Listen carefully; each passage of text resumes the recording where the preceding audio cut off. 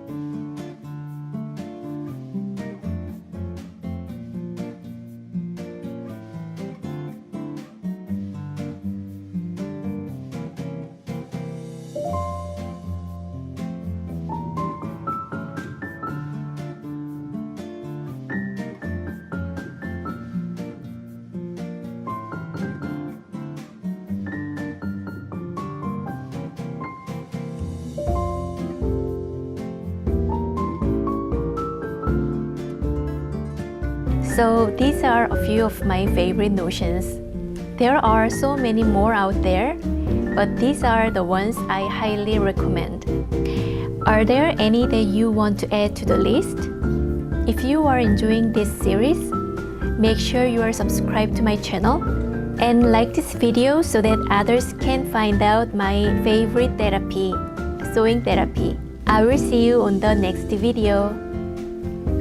안녕.